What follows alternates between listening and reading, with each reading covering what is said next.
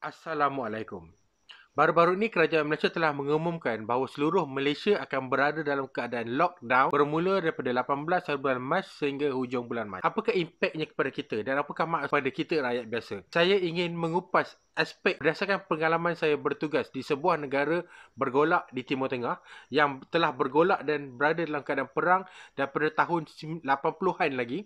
Jadi saya nak gunakan pengalaman tersebut dan share apa persediaan kita perlu lakukan dan apa maknanya kepada kehidupan kita bila kita berada dalam situasi so-called emergency ataupun darurat ni. Bukan darurat dalam arti kata legal, tapi dari keadaan ni kita dah kata bila sembahyang Jumaat pun dah keluar fatwa tidak akan diadakan. Sembahyang Jumaat bermaksud untuk reach that level bermaksud kita dah berada dalam keadaan yang so-called darurat lah. Kalau bukan dari segi legal pun, dari segi agama kita dah reach level darurat. So apa ertinya kepada kita? Nak test satu benda. Lockdown ni bukan satu perkara yang ringan. Bila ramai orang yang kita kena lockdown, kita kena halang pelancong masuk, kita kena bla bla bla dan sebagainya. Betul apa dikatakan tu? Betul. Tapi kita kena tahu, Malaysia sebab dari segi sudut geopolitiknya, Malaysia kita adalah sebuah trading nation. Trading nation ni bermaksud kita import, export. Kita berjual, kita berdagang. Itu adalah sumber ekonomi utama kita. Walaupun kita adalah seorang guru, walaupun kita adalah seorang pemandu Grab, walaupun kita adalah seorang pelajar, tapi segala apa yang kita, aktiviti yang kita buat ni disokong oleh maksudnya apa yang bagi duit kepada negara kita. Sampai kerajaan negara kita ni boleh bagi servis kepada kita, kepada perkhidmatan kepada rakyatnya. Hospital-hospital yang kita pergi tu, kalau kita pergi ke hospital kerajaan, dari mana kerajaan dapat duit untuk run? Kita pergi sekolah, anak-anak kita pergi sekolah, adik-adik kita pergi sekolah, abang-abang kita pergi universiti. Macam mana kerajaan ada duit untuk bayar gaji cikgu dan semuanya? Dari mana duit ni datang? Duit-duit yang fund aktiviti kerajaan kita datang, polis-polis yang jaga keamanan kita, tentera-tentera yang jaga perbatasan kita. Dari mana duit-duit bayar gaji mereka ni datang? Duit-duit itu ada datang daripada hasil cukai kerajaan Malaysia yang dikutip daripada aktiviti ekonomi yang dijalankan oleh rakyat-rakyat Malaysia dan organisasi-organisasi syarikat-syarikat yang beroperasi di dalam Malaysia. Daripada teks yang kerajaan gunakan tu, kerajaan dapat duit teks tu digeneratekan untuk bayar kepada organisasi ataupun alat-alat kerajaan tadi untuk bagi servis kepada kita rakyat Malaysia. Tanpa aktiviti ekonomi, tidak akan ada teks. Tidak akan ada teks. Satu hari nanti kerajaan kita akan muflis dan tak dapat nak bayar gaji-gaji elemen-elemen doktor-doktor, semualah anggota-anggota kerajaan yang berfungsi pada hari ini. Tapi itu tak penting. Duit tak penting. Nyawa lebih penting, betul? Nyawa lebih penting. Cuma kita kena tahu, kita boleh lockdown sekarang, tapi satu hari nanti lockdown ini akan berhenti. Satu hari nanti life will move on. Persoalannya sekarang, you will move on together dengan life ataupun you stay, life akan meninggalkan kita. Saya share dulu pengalaman saya bertugas di Iraq. Saya sebutlah negaranya terus. Bulan 11, bulan 12 tahun lepas, situasinya lebih memuncak. Kalau anda ingat ketegangan di antara Iraq, Iran dan US pada ketika itu, di mana General Iran dibunuh di Iraq.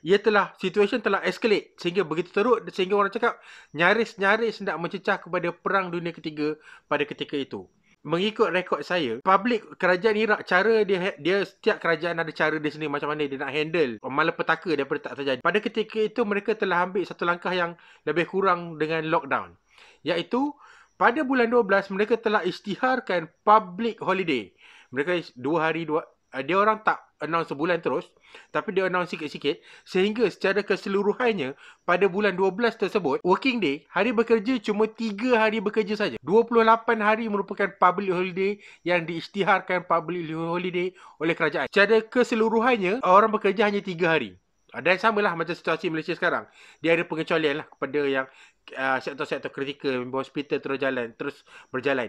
Tapi macam sekolah, universiti semua, memang bukan setakat sekolah universiti lah dan lain-lain agensi-agensi kerajaan tidak kritikal, memang ditutup lah. Kemudian dia ada lajak sikit sampai bulan 1, tapi tak seteruk bulan 12 lah.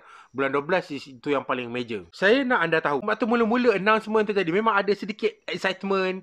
Of course, kalau saya bekerja di Malaysia ataupun saya belajar di Malaysia pada ketika ini, saya rasa excited sebabnya, wow, okay, alhamdulillah cuti. Okay, itu I'm being frank. Saya tak ada nak hipokrit, oh terbang cuti. Kalau orang cakap cuti ni, orang bisnes tak suka. Bos-bos toke-toke tak suka. Tapi pekerja sukalah sebab cuti kan. Benda ni terjadi bulan 12. Sekarang, saya dalam perspektif hindsight, saya nak cerita pengalaman saya. Apa yang terjadi? Kita tak boleh selamanya cuti. Dia tak akan selamanya cuti. Walaupun kerajaan announce, saya tak tahu kerajaan Malaysia pada masa sekarang, tapi confirm, selepas curfew ni tamat, kita akan normalize the situation. Kalau sekarang ni, kita diberi cuti sehingga hujung bulan Mac dengan target supaya penyebaran coronavirus ni akan berkurang dengan mendadak dan supaya situasi akan menjadi kembali normal. Apa akan jadi kalau target tak capai? Penyebaran coronavirus ni tak rendah. Tak mencapai target ditetapkan kerajaan. Mungkin kalau dia extend pun dia takkan extend lah sampai sebulan, the whole bulan 4 kita cuti. Takkan. Mustahil. Aktiviti ekonomi akan kembali berjalan. Waktu tu, kalau sekarang ni kita rasa teruk, bulan 4 nanti lockdown ni tak mencapai targetnya, situasi akan jadi daripada bad kepada worse. Tetapi pada masa itu, tidak ada lockdown lagi. Tidak ada kawalan secara tuntas ini lagi untuk membantu kita menyekat dan membendung penyebaran virus ketika itu. Kita tak boleh harap lagi yang kita panggil artificial control yang macam ni. Sebab kerajaan dah akan hilang tools je. Jadi apa maksudnya kepada kita? Maksudnya kita kena fikir daripada sekarang. Anda boleh pergi beli ke pasar raya nak beli beras lah, etc. Tapi sebenarnya pada saya ni, kita kena ada kat rumah kita. Tapi tak perlulah sampai sebulan sampai nak kena shopping. Saya rasa perlu shopping macam normal lah. Supaya macam kat rumah kita at least ada sebulan makanan stok tu okay. Saya rasa kalau macam kat rumah saya rasa kami boleh bertahan sebulan. Is to be expected lah dalam normal keadaan. Kita ada je bawang. Kalau contohnya mak di rumah yang beli bawang dah lama dalam peti tu, tak lama tak masak. Cili lama tak masak. Ayam dah 2 minggu dalam peti. Saya tak ada. Maksudnya mungkin ada orang cakap, kenapa teruk sangat? Kenapa lama sangat kat rumah? Yalah, rumah anda mungkin lain. Tapi saya percaya kalau kat rumah anda, ada juga Maggi yang beli bulan lepas tak habis makan lagi kan? Biskut tak habis lagi kan? Kalau rumah anda, makanan semua stok licin every week. Memang hebat. Biasanya kita ada simpan stok yang running stock. Biskut bulan lepas tak habis makan lagi. So, sebulan kita boleh bertahan. Jadi, beli barang yang level normal lah. Tak perlu panic buying. Sebab kalau anda nak panic, lebih anda keluarkan duit daripada bank. Itu lagi penting anda simpan cash. Katakanlah. Okay, tapi saya tak recommend pun. Saya cuma nak cakap, kadang-kadang orang kita panic tak bertempat. Dia panic macam ni lah. Macam kita beratur isi minyak sebelum harga minyak naik dulu-dulu tu. Ada kat sistem minyak. Naik setakat 2 sen, 1 sen, 3 sen. Dia dengan beratur nak beli minyak tu, minyak yang digunakan waktu beratur, nak keluar kereta waktu malam-malam, beratur nak isi minyak, tak berbaloi. Okay? Jadi itu saya nampak situasinya. Dia tak relevan nak beli panic buying ni. Cuma kalau beli, kita kena ada stok makanan yang at least boleh tahan sebulan kat rumah macam tu lah. Sebulan daripada sekarang, life must go on. Bila sekarang kita tak kerja selama seminggu. No problem. Seminggu lebih, no problem. Happy lah kat rumah, no problem. Tapi, company kita mesti generate revenue. Kalau kita kerja kat kilang tu production kena jalan. Kalau production tak jalan, kilang tu tak boleh jual barang, gaji bulan depan mungkin dia boleh bayar. Gaji 2 bulan depan mungkin boleh bayar. Gaji hujung tahun ni boleh miss soru. Memang duit tak penting. Nyawa lebih penting. Tetapi waktu tu kita dah move on. Kita ada KPI kita nak kena meet hujung tahun.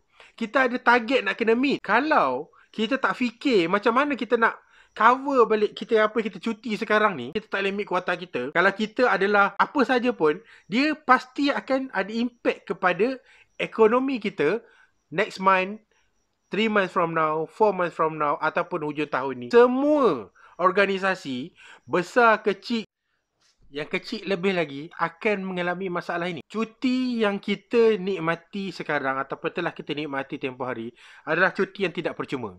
Okay? Cuti yang percuma macam cuti menang pingat emas Sukan C, menang bola. Itu cuti yang percuma satu hari. Kita boleh hura-hura, hure-hure. Cuti betul-betul kerajaan bagi ikhlas, free of. Kita boleh refresh satu hari, jalan pergi mana kita suka. Kemudian satu hari tak banyak impact sangat. Tapi cuti lockdown ini lebih dalam 10 hari akan ada harga yang kita perlu bayar. Persoalannya, harga yang kita perlu bayar ni daripada kita punya aset. Jadi adakah kita mempunyai aset yang mencukupi untuk membayar harga cuti yang telah kita nikmati ni? Gunakanlah waktu cuti ni untuk plan. Untuk masa depan keluarga anda. Selepas lockdown ni terjadi, apa plan B aku? Kalau situasi tak tambah pulih. Macam mana aku nak catch up plan untuk career aku? Untuk business aku? Jadi anda kena gunakan waktu cuti ni untuk fikir benda-benda macam ni. Supaya apabila start nanti, sebab dia akan start. Macam saya cakap tadi, sekolah perlu continue. Sebab kenapa sekolah perlu continue? Taska perlu continue. Sebab orang-orang yang kena bekerja, anak-anak dia tu, kalau orang di KL tu, dia perlu anak-anak dia hantar pergi taska. Sebab kalau tak, siapa nak jaga anak dia? Cuti tahunan mungkin dah habis. Kalau taska tak beroperasi, dia orang tak boleh bekerja. Jadi, suka ataupun tidak suka, roda ekonomi akan tetap berjalan selepas lockdown ini. Kita kena bersedia. Jadikah anda sudah bersedia? Dan ini juga detik yang paling sesuai untuk anda fikir mengenai detik-detik kematian anda. Ini kematian kita, saya sendiri. Ini adalah satu amaran daripada Tuhan. Ataupun satu signal yang dunia ini adalah dunia yang fana.